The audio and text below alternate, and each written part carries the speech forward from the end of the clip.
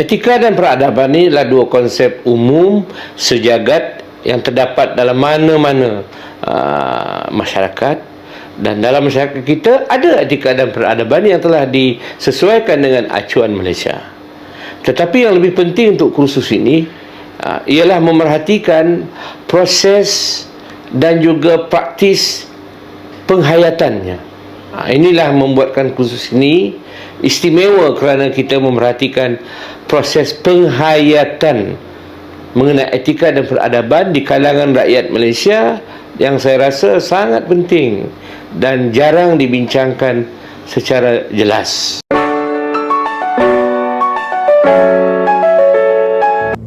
Perkataan etika berasal daripada perkataan etik dan ethos dalam bahasa Greek yang ditakrifkan sebagai nilai atau perkara yang berkaitan sikap yang menentukan tingkah laku setiap individu. Akan tetapi, mengikut Kamus Dewan Bahasa dan Pustaka edisi ketiga, etika dan peradaban adalah dua konsep umum yang dijadikan cerminan dan ukuran bagi sesebuah negara dalam mencapai kestabilan dan kemajuan. Pasti semua dah biasa dengar dua perkataan ini kan? Jadi, mari kita kenal pasti lebih lanjut maksud bagi kedua-duanya. Etika membawa maksud prinsip moral, nilai-nilai akhlak atau adat yang menjadi pegangan kepada individu ataupun sesebuah kumpulan manusia jika menurut Islam. Ia juga berdasarkan Al-Quran dan hadis yang mana menunjukkan nilai-nilai peribadi yang baik, dan jika seseorang melakukannya pasti akan mendapat ganjaran, iaitu pahala. Kehidupan yang beretika membimbing manusia membuat perkara yang berfaedah. Sebagai contoh, seseorang itu dikatakan beretika apabila bertindak jujur, menunjukkan kasih sayang, ketaatan, manakala perbuatan seperti menipu, mencuri dan memfitnah adalah sikap yang menunjukkan seseorang itu tidak beretika. Justru, etika dapat ditafsirkan sebagai falsafah moral yang mengkaji fakta, menganalisis dan merumuskan tingkah laku yang betul mengikut masa, keadaan, tempat maupun pihak yang terlibat. Manakala peradaban pula didefinisikan sebagai tingkat kemajuan sesebuah bangsa atau masyarakat dalam aspek kehidupan jasmani dan rohani yang berasal daripada bahasa Arab, iaitu adab, yang membawa maksud tingkah laku atau tutur kata yang bersopan santun dan bertata susila.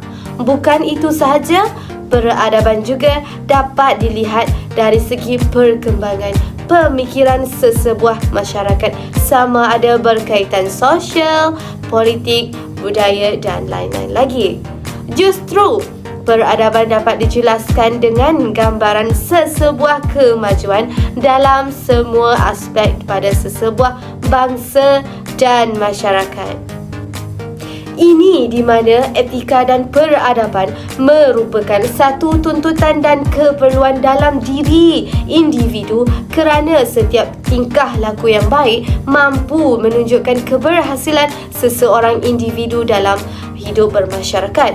Hal ini kerana etika dan peradaban merupakan kayu ukur kepada sesebuah masyarakat dan negara dalam melahirkan bangsa yang aman dan harmoni dengan nilai etika dan peradaban yang tinggi.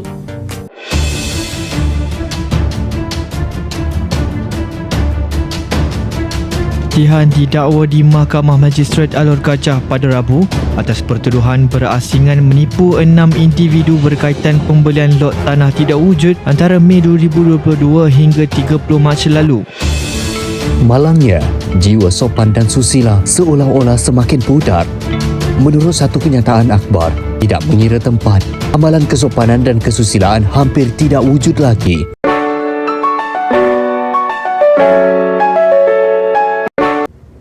Definisi kemerosotan etika atau moral bermaksud kejatuhan atau kemunduran sesuatu etika dalam setiap manusia dari semasa ke semasa.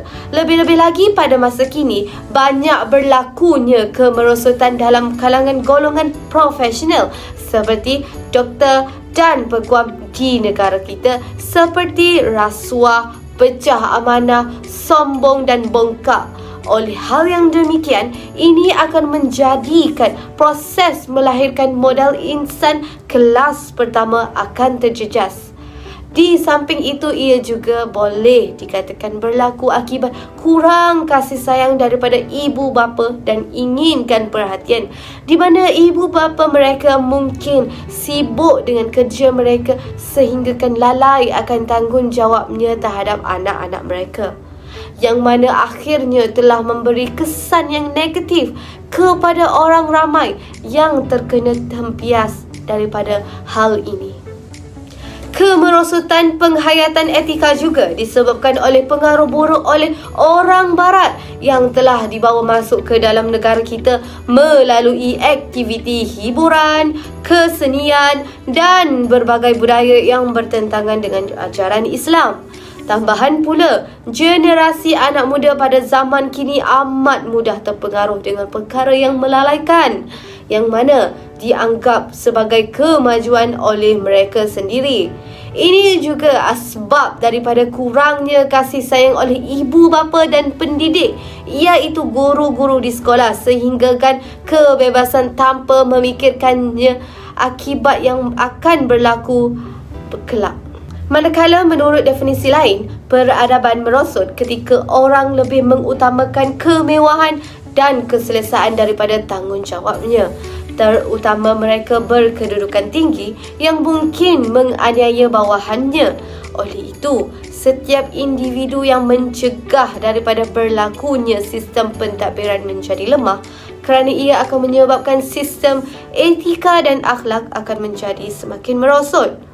Al-Quran juga menekankan pentingnya nilai-nilai moral dalam peradaban. Kemerosotan peradaban juga adalah daripada penggunaan media sosial yang berluasa, di mana jika tidak ada pengawasan daripada orang dewasa dan menyebabkan mereka tidak dapat bezakan yang mana baik dan yang mana buruk. Untuk mengatasi kemerosotan etika dan peradaban adalah penting untuk mengukuhkan kehidupan keluarga bagi memberi kesan positif kepada golongan muda. Ini menjadikan institusi keluarga lebih stabil dan mampu menghadapi cabaran dalam masyarakat yang mengalami perubahan. Ini juga penting untuk mengamalkan kehidupan bermasyarakat secara beretika dan mengaplikasikan apa yang dipelajari dalam isu semasa negara. Akhlak merupakan bahagian penting dalam identiti dan tingkah laku seseorang, dan jika akhlak yang baik tidak ditegakkan, ia akan membawa kepada kemerosotan penghayatan terhadap etika dan peradaban yang berkait rapat. Masalah ini haruslah dititik beratkan supaya dapat mengatasinya dengan baik dan memberi pendedahan yang awal tentang nilai-nilai murni, lebih-lebih lagi kepada generasi pada masa kini. Apakah faktor kemerosotan penghayatan etika dan peradaban pada masa kini? Terdapat 3 faktor yang menyebabkan berlakunya kemerosotan penghayatan etika dan peradaban. Kita menjadi saksi kemerosotan dalam penghayatan nilai-nilai etika dan peradaban yang mengkhawatirkan ramai pihak. Namun, lebih sedih lagi apabila ibu bapa menjadi faktor penyumbang utama kepada kemerosotan penghayatan nilai etika dan peradaban dalam kalangan remaja hari ini. Apabila ibu bapa gagal menjadi role model yang baik kepada anak-anak, hal ini akan menjejaskan jati diri seseorang individu yang beretika dan beradab. Sebagai contohnya, apabila seseorang anak itu melihat ibu bapa mereka gemar menipu, ia akan mendorong mereka untuk terikut menipu sehingga perbuatan mereka itu sebati dalam diri mereka. Bukan itu sahaja, ibu bapa yang sibuk bekerja dan jarang meluangkan masa dengan anak-anak turut mendorong kepada faktor kemerosotan ini. Ini di mana ibu bapa yang keluar awal pagi dan pulang pada lewat malam akan menyebabkan anak-anak berasa bosan di rumah dan mereka lebih gemar menghabiskan masa di tempat yang tidak berfaedah tanpa pengawasan ibu bapa. Hal ini jelas menunjukkan bahawa kasih sayang dan tunjuk ajar yang tidak mencukupi daripada ibu bapa akan menjejaskan perkembangan hidup seorang anak tanpa ibu bapa mereka sedari. Faktor kedua ialah rakan sebaya. Rakan sebaya juga turut mempengaruhi pembentukan etika dan peradaban seseorang individu. Kajian menunjukkan bahawa pengaruh rakan sebaya mula menyerlah apabila seseorang individu itu masuk ke alam persekolahan dan memasuki fasa kedewasaan. Ini dapat dilihat, kemerosotan etika dan peradaban dalam individu mula berputik apabila mereka terpengaruh dengan rakan sebaya yang mempunyai masalah sosial seperti vandalism, merokok, dadah dan sebagainya. Seseorang individu itu sanggup melakukan apa sahaja perkara yang menepati norma dan nilai yang ditunjukkan oleh kumpulan tertentu supaya diri mereka diterima oleh kumpulan tersebut. Lalu, ini akan menjejaskan nilai etika dan peradaban dalam diri seseorang individu itu apabila mereka terpaksa melakukan perkara yang akan meruntuhkan jati diri mereka. Bukan itu sahaja, individu akan mudah terpengaruh dengan rakan sebaya kerana kebanyakannya mereka mempunyai keinginan dan pendapat yang sama dengan diri mereka. Sebagai contohnya, remaja pada masa sekarang merasakan ibu bapa tidak memahami kehendak mereka, lalu itu mereka akan mengikut perangai dan tunjuk ajar rakan sebaya mereka. Hal ini secara tidak langsung menyebabkan remaja ini terpengaruh dengan aktiviti tidak baik dan merasa seronok, malah akan melakukan perkara tersebut sehingga mereka merasa puas. Dan ini akan menyebabkan mereka gagal untuk mengawal diri lalu runtuhnya nilai etika dan adab dalam diri mereka. Seterusnya, salah satu faktor yang menyebabkan berlakunya kemerosotan penghayatan etika dan peradaban ialah perubahan nilai dan norma sosial. Ini di mana nilai-nilai yang mendasari masyarakat kita pada hari ini telah berubah seiring dengan perubahan zaman. Sifat keterbukaan di media sosial dan pengaruh teknologi memiliki peranan penting dalam kemerosotan ini. Misalnya, penyebaran berita palsu dan berita yang merosakkan minda dapat mempengaruhi tingkah laku individu dan masyarakat. Ini di mana perkara tersebut akan mempengaruhi individu dari segi berfikir, bertindak dan bercakap tanpa memikirkan perasaan orang lain. Hal ini menyebabkan nilai perpaduan antara masyarakat kita yang berbilang kaum akan hancur dan musnah. Bukan itu sahaja, nilai etika dalam diri individu juga akan merosot apabila ada segelintir individu lain yang sanggup menimbulkan fitnah dan konten yang tidak bermoral demi mendapatkan perhatian orang ramai. Sebagai contohnya, teknologi seolah-olah menyediakan platform untuk meraih kejahatan cyber. Ini di mana serangan cyber dan kes pencurian data dapat mengakibatkan jumlah kerugian yang besar dalam masyarakat. Hal-hal seperti ini secara tidak langsungnya menghapuskan sikap kejujuran dan malah ia juga akan menggugat nilai-nilai etika dalam individu lain. Kemerosotan penghayatan etika dan peradaban telah memberi kesan negatif kepada individu, masyarakat dan negara. Kesan terhadap kemerosotan penghayatan etika dan peradaban telah menyebabkan individu hilang kepribadian diri. Etika dalam diri generasi muda kian pudar. Pelbagai isu dan masalah timbul seperti masalah sosial di kalangan para remaja. Tamsilnya, remaja sering terjebak dalam penyalahgunaan dadah dan aktiviti lumba haram dan merempit pada lewat malam. Hal ini demikian berlaku kerana kurangnya penghayatan etika dalam diri para remaja.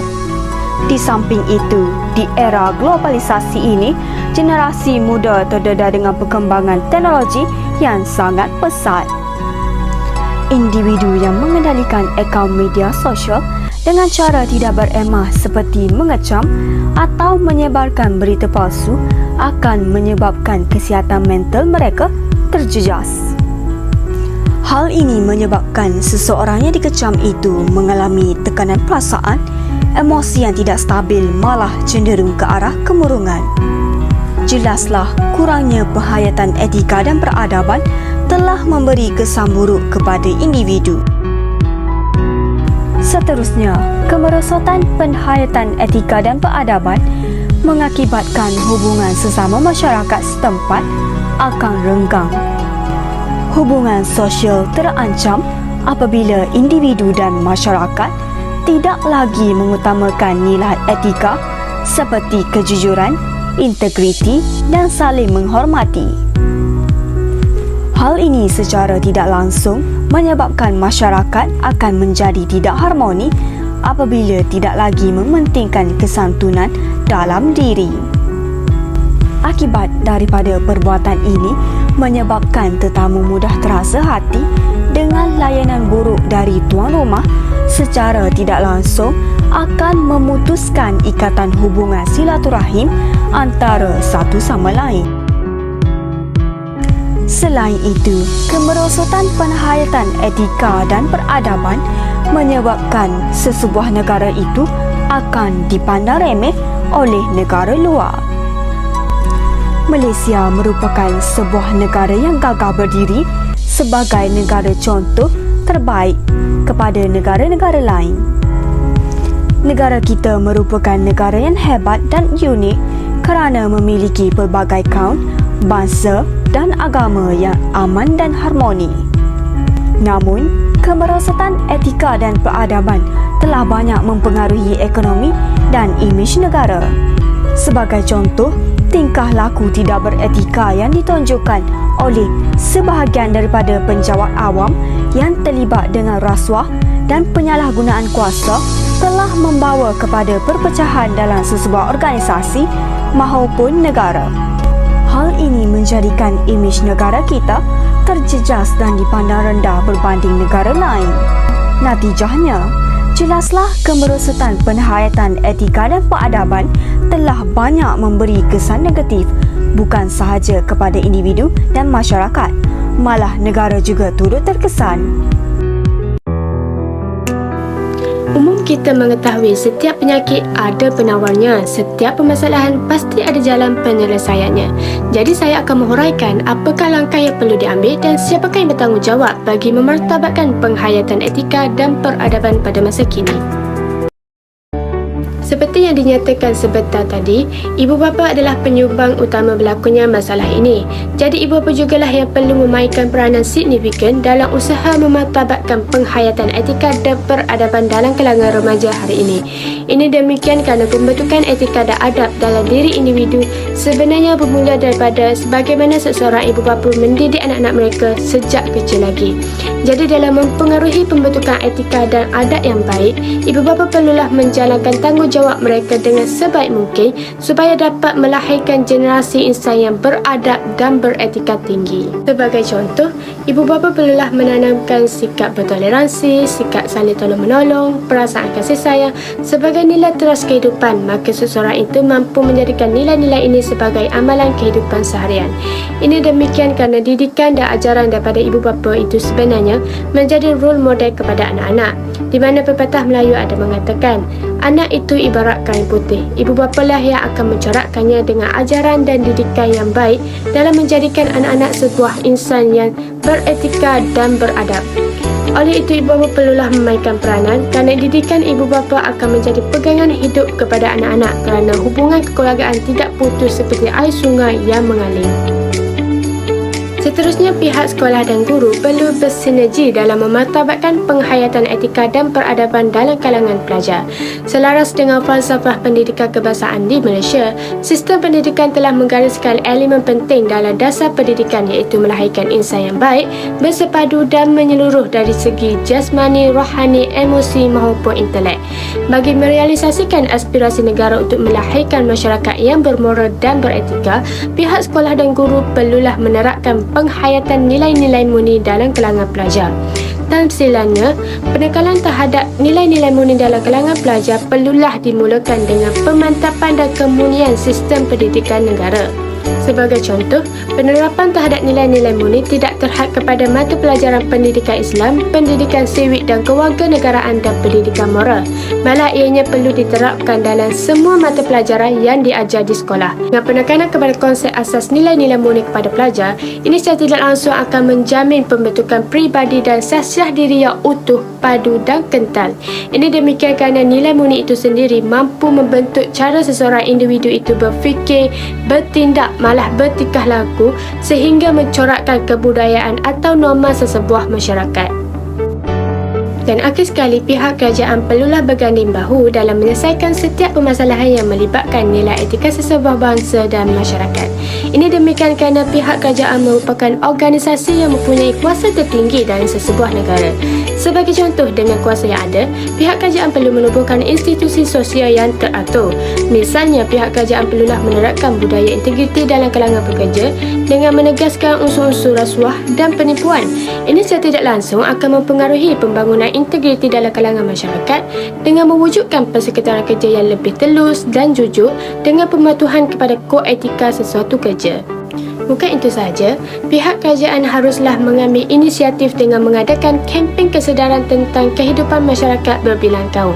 Ini di mana sikap saling menghormati, bertoleransi dan mengekalkan perpaduan sesama kaum yang lain merupakan elemen penting dalam melahirkan masyarakat yang beretika dan beradab. Hal ini akan mengekalkan keharmonian masyarakat berbilang kaum yang menjadi aset penting terhadap kejayaan sesebuah negara. Bukan itu sahaja, kehidupan masyarakat akan kekal dihiasi dengan keutuhan etika dan peradaban yang akan mengeratkan hubungan dalam kalangan masyarakat di Malaysia.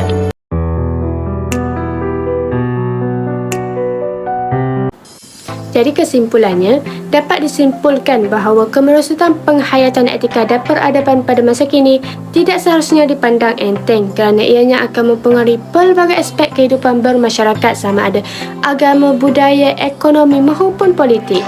Jadi masalah ini tidak sepatutnya menjadi duri dalam daging dalam sesebuah masyarakat dalam mengukur tahap kemajuan dan keharmonian sesebuah negara. Jadi, semua pihak perlulah bersinergi bagi menangani isu ini sebelum ianya menjadi barah dalam negara.